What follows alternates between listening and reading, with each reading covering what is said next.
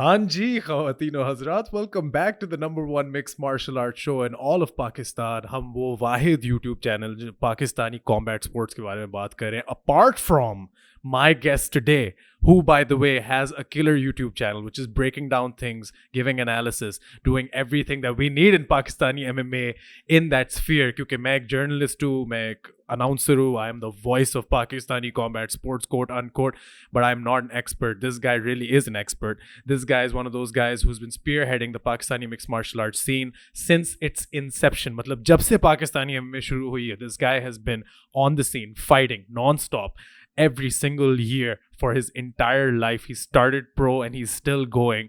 Ladies and gentlemen, he is the undisputed, undefeated, reigning, defending MFN Bantamweight champion of the world. That means he is the undisputed, undefeated, reigning, defending king of the subcontinent.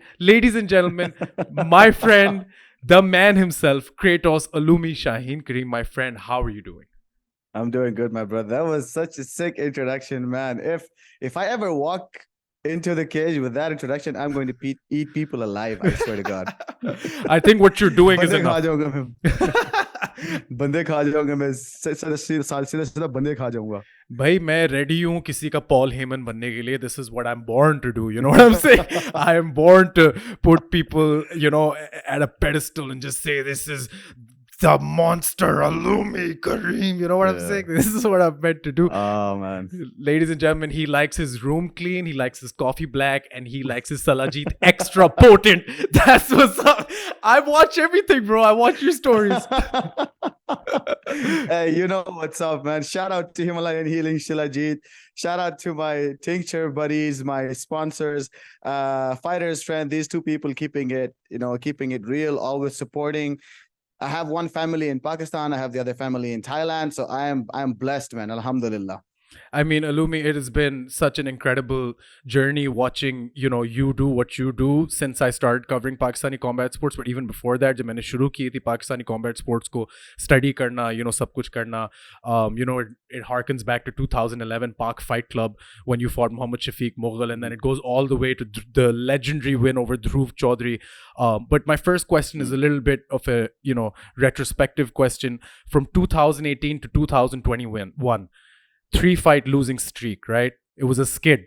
And now from 2021 or 2022 rather, you beat Hassan Barkhodori at Fairtex Fight Night, Dhruv Chaudhary, and now you just picked up your third win. And it's a sensational kickboxing display. You know, came from behind, fought through adversity, got the finish in the last 15 seconds. Uloomi, I mean, going back to that 3-fight losing skid to now being on a 3-fight tier and being the undisputed best bantamweight in all of the subcontinent, how good does it feel, man? How are you feeling these days? Yeah, man. I mean, I don't really think of it since 2018 because my last win at that time was 2016. I was supposed to fight 2017. That didn't happen. So I say that, you know, since 2016, I didn't win anything. So 2016 to 2021, that was a 5 years duration where I fought 3 fights. Fought in Afghanistan, fought Jeremy Pagatu, fought Farhad, lost 3.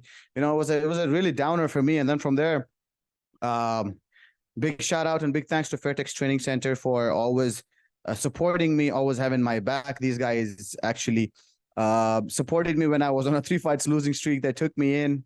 They gave me the chance of my lifetime. You know, my rebirth was at Fairtex. And I was on a 2-fight losing streak. I came here. I trained for a while. They signed me. I went back. COVID happened. Post-COVID, I fought. I lost. And when I came back, they still said that, you know, come back, fix your stuff, fix your shit, put your shit together, and then get back in there and do what you do best. And nobody does that. You know, लोग ऐसा नहीं करते. जब हार जाते हो तो लोग कहते हैं ठीक है हार गया बस गुजर आगे बढ़ो. When you contact them and you ask them again, do I stand another chance? Do I come back? What do I do? They say, yeah, we'll see about that. But these guys paid for my quarantine. They paid a whole lot of money. If I mention how much money they paid, I mean, मैं बता नहीं सकता. इन्होंने इतने पैसे दिए हैं कि 2-3 दफा booking करवाई है for my quarantine. Didn't happen. The 4th time they booked it, it happened. And I got here, and then, you know, I've been on a winning streak, alhamdulillah. And this is it's nothing different. काफी लोग बोलते हैं कि यार फेटेक्स में training करते तो जीत गया. It's not that. It's just that एक इन्वायरमेंट होता है, एक माहौल होता है, और आपका एक माइंडसेट बन जाता है. आप एक माहौल के अंदर ग्रो करते हो, एंड जब तक उस माहौल में आप ग्रो कर रहे हो, you're going to do good. The moment you stop growing in that environment, then you've got to move, you've got to migrate. ये तो हमारी सुन्नत भी है कि भाई आप माइग्रेट करो, ठीक है, उसमें बरकत है. तो for me, I won't say that I was stagnant at Fight Fortress, लेकिन वहाँ पे बिजनेस था, वहाँ पे हमें बहुत सारी चीजें थी जिसको केटर करना था. तो I wasn't really able to focus and get better at what I was supposed to get better at, because I was a helping hand in a lot of things as well. तो करते कराते जो है ना, I had some sort of distractions one way or the other. But here I have no distraction. The bad work कर रहे होते हैं, बिग बॉस ऊपर बैठे होते हैं, चीख रहे होते हैं कि तुम लोग, हर रोज हमें लेक्चर देते हैं कि तुम लोग अपने घर बार छोड़ के यहाँ पे इसलिए नहीं आए हो ताकि तुम लोग दूसरे काम करो. You guys have sacrificed so much. You guys have come here. You guys have sacrificed your families, your times, all of these things.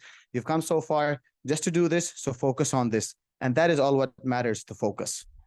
And I mean, it's nail right on the head, right? Like, you changed your environment, like you said, and it's not really about better or worse. Like, मैं जितने भी Pakistani fighter से बात करता हूँ, who get a chance to train abroad, वो हमेशा यही कहते हैं कि यार ऐसा नहीं है कि हम जो पाकिस्तान में कर रहे हैं वो बेहतर है या बुरा है compared. Like, ट्रेनिंग है, और इसमें ये नहीं है कि obviously कुछ चीज़ें आपको सीखने को मिलती है, ट्रेनिंग पार्टनर्स आपको मिलते हैं, स्पारिंग पार्टनर्स मिलते हैं, शायद आपको पाकिस्तान में ना मिले. लेकिन honestly for lot of situations बस यही होता है कि यार फाइटर को opportunity मिले to just focus on the training of the fight, तभी वो आता है. And like you said, now you're on an island more or less by yourself. Of course you have a family, but you're out there just focused on yourself and your goal and your mission. And Fairtex is one of the best teams on planet Earth, bar none. Like, it goes without saying. And of course it has a lot to do with who you're training around, who's coaching you. But now I feel like the more I'm following your journey and everything, you're starting to give back to Fairtex as well. And they, like you said, saw value in you at a time where not a lot of people, like people in Pakistan, were writing you off, but these guys saw something that nobody else was able to see and say, no, this guy is of immense value, that we'll pay so much money just to bring him here and do this to him. How special is that bond with Fairtex, and how do you plan on giving back to them? Man, when there was a dark time, I won't name what time it was, but it was a very dark time for Fairtex. Last year around March, April or May, around April, May, right after my fight with Hassan Khordari. It was a dark time upon us, and that is when I told the bosses here, I'm like, boss, I am not scared of you guys, but I respect you guys because you guys brought me here on this time for XYZ reason, and I have my loyalties with Fairtex. My loyalties, the same way they were with Team Fight Fortress in Pakistan, or they are there with Team Fight Fortress in Pakistan, they're exactly the same way here with Fairtex. And when I said that to the big boss and boss himself, उनके मुंह पे लोग इस तरह बात नहीं करते हैं. People don't talk to, like, they can't straight up talk to them. Everyone's like scared of them. Go boss हैं, big boss हैं, बदतमीजी हो जाएगी. And I just go straight up to them and say things to them. So they like it. And that really hit them. And they believed me on that. And big boss, he's something else. Boss का तो चलो ये है कि he's young, वो एक नए दिमाग के साथ सोचते हैं. Big boss is like all work, no breaks. It's like, you stop, you die. He's that kind. He's a hustle 24/7 kind of a person. So he saw it in me, and it's surreal, bro. I mean, I can't even tell you. And that is why they let me teach here as well. They're like, you know what? We really like the way you teach. We've seen that you like to teach, and you're interested in teaching, and you're good at it. So why don't you continue on doing what you're doing? And I said, well, I am just helping out my teammates, nothing more. They're like, well, then we'll help you out in other ways. And they did help me out in other ways when I was helping the teammates out. And that is exactly how and why I'm staying here for a longer period of time. I mean, again, brilliant, and exactly what you needed exactly at the right time. And I feel like, them getting to see exactly how committed you are to the team that gave you this opportunity. I mean, it's just a beautiful dichotomy. And you see, you know, a lot of people in some gyms, and you sometimes think, oh, I don't know, this is gonna, you are exactly, I feel like, where you need to be. And it's just so beautiful to watch. And again, so happy for you, so happy for Anita that you guys Thank are you, my getting this brother. opportunity. And not just happy for you guys being there, but happy because Yeah. you guys are not taking this for granted. Like, you are Yeah. not taking this as something which is, हाँ, मैं यहाँ तक आ गया हूँ, तो you didn't come this far just to come this far. Just to come Like, this far, every time exactly.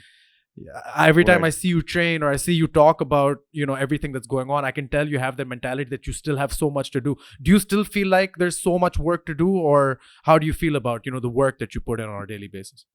I'll be honest, I'll be really candid and open about this, because on the mic के अलावा कहाँ पे आप candid हो सकते हो? You heard it here, exclusive. You heard it first here. Love you, bro. We love exclusives. Yeah. So subscribe to On the Mic so you can get more exclusives. Yeah. So anyway, Love you, bro. you know, bro, there was a lot. There was a time when I started thinking, like recently, right before my Muay Thai fight, I was thinking, okay, because another situation happened here.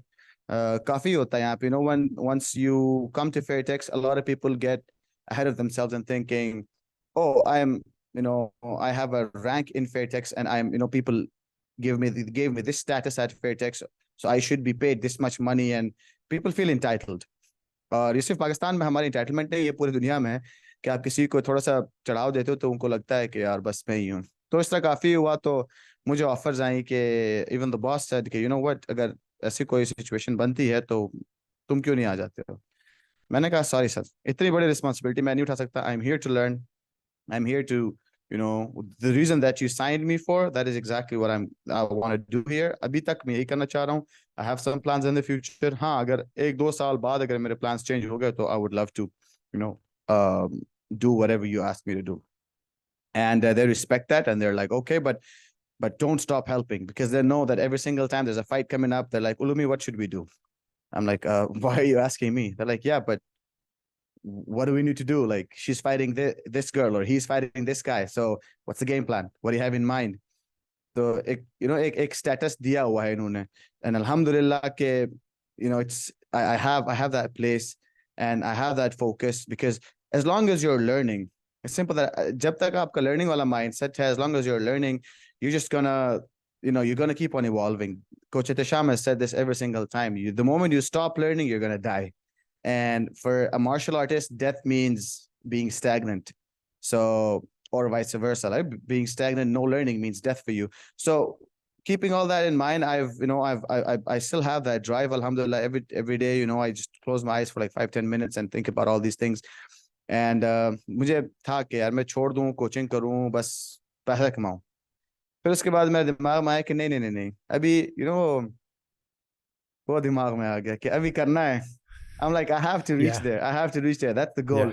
And बेशक वो इसीलिए क्यों ना हो कि first Pakistani to get in the league. Even if it's just for that, I'm gonna do it. I'm gonna do it, even if it's just for that, bro. But yeah, that is got bigger plans. I have, when I watched Mehmosh and Mushtaba's interviews before their fights, I saw that we're all like the same. We're the same generation of fighters. And I saw the same thing. I saw Mushtaba, I saw Memosh. I'm like, and I feel the exact same way about those two guys. That when they were talking, they felt like they found themselves. They were more connected with themselves and with God. And I find the exact same thing, and I feel the exact same thing, and I can relate to that. So I'm like, it's probably an age thing. Like, when this thing happened, I realized, this is the age, this is the time when you just put your faith in the one above, or the one who is inside you, and just keep going. Coach Etesham bolte the या team fight photos में Sultan bolte the कि just trust the process. And we didn't even know what trust the process was. हमें लगता है कि हाँ बस जो करा रहा हूँ उसको trust करो. It is the training too. The training is just a tiny part of it, but the process is the entire plan. Whatever you're doing, but that's, and थोड़ा religious हो गया, like, obviously, but that's what our religion is too, right? Believe in the unseen. So have blind faith, just do it. And I think this is exactly why most of our guys are having success, Pakistan's fighters. And what they've started having success because they've started believing in the process, trusting the process. और वो अपनी मेहनत के अलावा वो अपनी training पे और अपने ऊपर अपने स्किल्स के ऊपर और हर एक चीज पे वो ट्रस्ट कर रहे हैं. So I think this is what's paid off.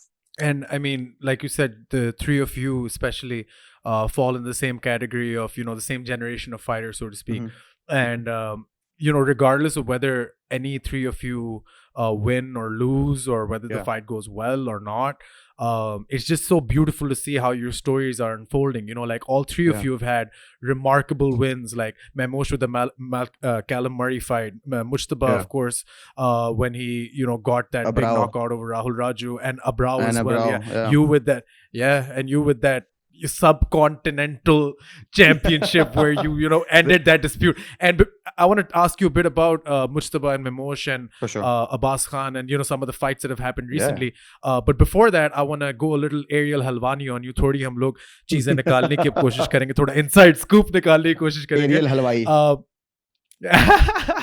DN Halwani is here, lady. No, but Uloomi, you are the reigning defending Matrix Fight Night Bantamweight champion of the world. अब मेरे जहन में हमेशा ये सवाल घूमते हैं, तो मैंने कहा आज मैं बस आपसे straight up पूछ लूं. It's an Indian promotion. अभी उनका 11th event हुआ है, right? 12th. You're their reigning 12th. Yeah, you're their reigning defending champion, bantamweight champion. You knocked out their poster boy, not just an Indian guy, not just some Indian guy, their poster boy, the guy who is supposed to train their families, and the guy is running MFN, and he's supposed to be in movies and a big star, all that. No disrespect to Dhruv, but that's just how it seemed, right? Like they were trying to prop him up to be one of their first bantamweight champions, so on and so forth. How is this going to go on moving forward? Because I don't think it's going to be easy to get you to come into India and fight, or is that a discussion that you guys have had, or are you going to be waiting for the next Dubai event to defend your championship? And it must be something that's weighing on you as well, considering you're their champion. Like, when are you going to fight for them next? This is basically my question. Well, it was we've spoken about this. It was in the contract right when I signed for it for the Dhruv fight. It said in the contract if you manage, or if you get to win the championship belt, then you will be defending the belt within minimum 9 to maximum 14 months.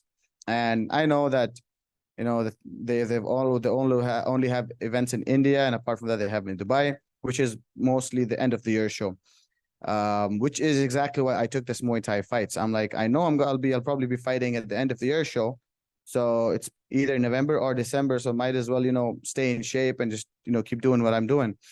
And that is right. Like, I think 3 weeks before for this Muay Thai fight, I got a message from Aisha saying, get ready for your title defense in December in Dubai. So MFN 14 is happening in Dubai. You heard it here, exclusive. MFN 14 is happening in Dubai.